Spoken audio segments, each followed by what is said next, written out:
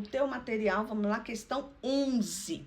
Objetivos educacionais bem formulados devem ser: A, vagos e amplos; B, observáveis, mensuráveis e adequados ao nível dos alunos; C, exclusivamente teóricos; ou D, definidos apenas pela gestão escolar. Gente, bem definido.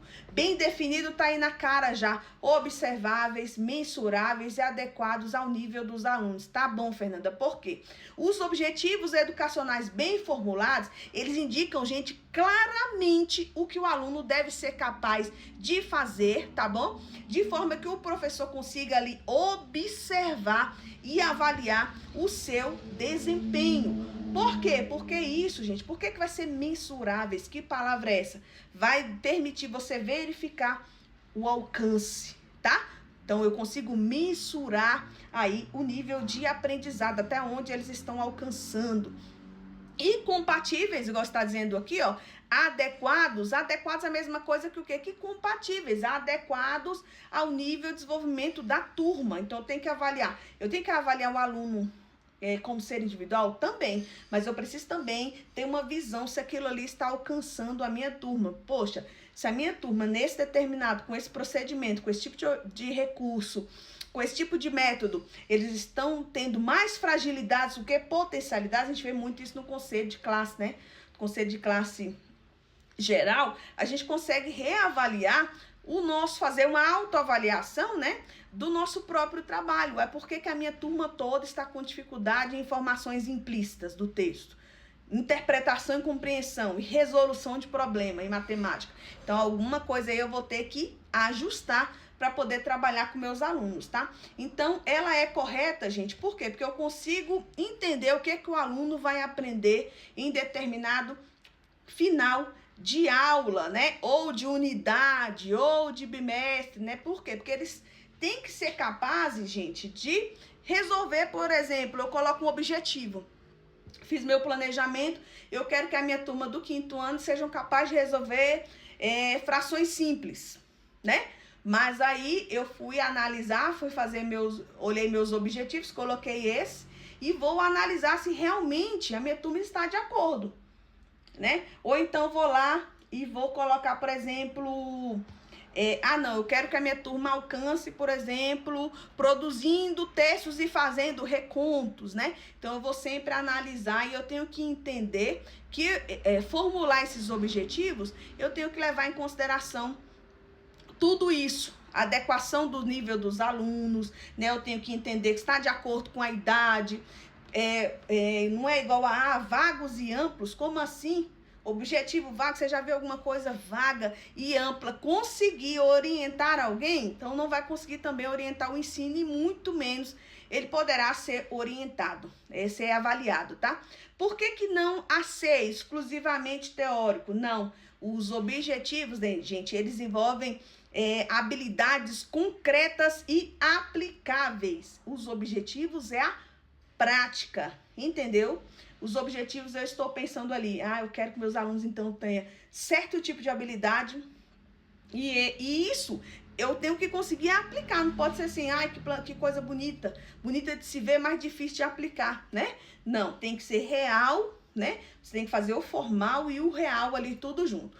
Porque olha que absurdo, definidos apenas pela gestão escolar, nem. Os objetivos, eles são construídos pelo professor com base no currículo, tá? No currículo. Lembrando que nós temos aqui, ó, BNCC, Base Nacional Comum Curricular.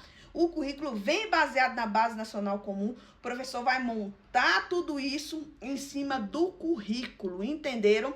E não pode ser imposto. Pode ser de forma colaborativa? Sim, pode ter um planejamento escolar, mas imposto de forma nenhuma. Questão 14, recursos didáticos eficazes devem ser: A, ser usado sem planejamento; B, complementar e potencializar as estratégias de ensino; D, substituir totalmente o professor; D, ser caros para serem relevantes. Vamos lá, eliminando, tá? A, ser usado sem planejamento. Gente, absurdo, né? Apesar que a gente já viu, às vezes até seu filho já chegou em casa também com aquela história de que hoje eu não tive aula, eu só assisti filme, né? você fica, não, que absurdo, né? Ou então aquele professor diz, hoje eu vou passar filme, e isso é até um crime. Você pode passar filme? Pode e deve, porque dentro da BNCC nós temos uma parte lá que diz sobre horas que devem ser trabalhadas por mês através de filmes de produção nacional para os nossos alunos. Está escrito lá. Mas isso é de qualquer jeito? Não. Isso é de forma complementar, igual de saber, com forma de potencializar, que é aprofundar as estratégias de ensino. Então, enquanto em sala de aula, eu usava vários filmes, né? Nós usávamos aquele Tainé, Rio, né? Usávamos vários filmes nacionais, mas tinha um que eu gosto muito, que é do Ziraldo, Menino Maluquinho, né? Então, primeiro eu trazia a história do autor, que era o Ziraldo, depois trazia o livro, que é um recurso didático, depois trazia outro recurso didático, que era o filme. Tá bom, o que é que você trabalhava nesse filme? Gente, empatia, conceitos socioemocionais, colaboração, cooperatividade, né? Vivências ali com eles, produção, reconto. Então, para mim, assistir aquele filme novamente, o filme que foi da minha infância, era uma melancolia de um autor que eu admiro muito. Para eles hoje era de um autor que eles acabaram de conhecer, que eles sabiam que também tinha sonho, que construiu um menino que muitos deles também queriam ser, que era um menino que tinha vários amigos, brincava na rua de brincadeiras que às vezes eles nunca brincaram, mas talvez a partir daquele filme eles começaram a pesquisar, talvez eles chegaram em casa e perguntou, mãe, a senhora já brincou de tal brincadeira? Quando a senhora era criança, a senhora ia para casa dos seus avós? Tudo isso, gente, é aguçando a curiosidade, a apropriação cultural e social de toda uma sociedade. Então, eu fazia esse debate, fazia roda de conversa com eles, né? Tudo a partir do filme Menino Maluquinho, do Ziraldo, e já cumprindo a BNCC. Tá? Se substitui totalmente o professor, nem na época da pandemia, que nós dávamos as aulas online lá, nós tínhamos que produzir material, gravar aula, aprender a mexer com um monte de coisa, né? Comprar até tripé para gravar aula no nosso celular. Nós não fomos substituídos, pelo contrário, nós viramos protagonistas e sem nós, professores, o déficit de aprendizagem na educação seria muito maior. E nós nos reinventamos, nós temos professores antes pandemia e pós-pandemia, que nós temos professores que utilizam muito mais recurso didático, talvez, hoje, depois da pandemia.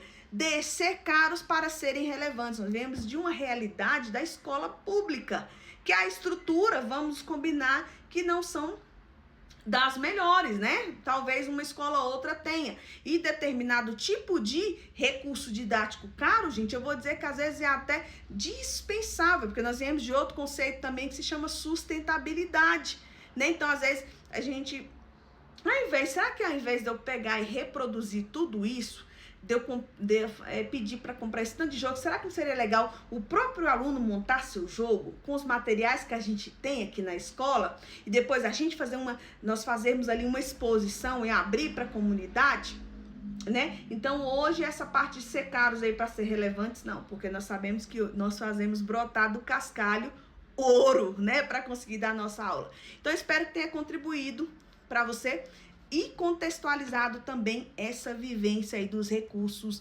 didáticos. Até a próxima aula.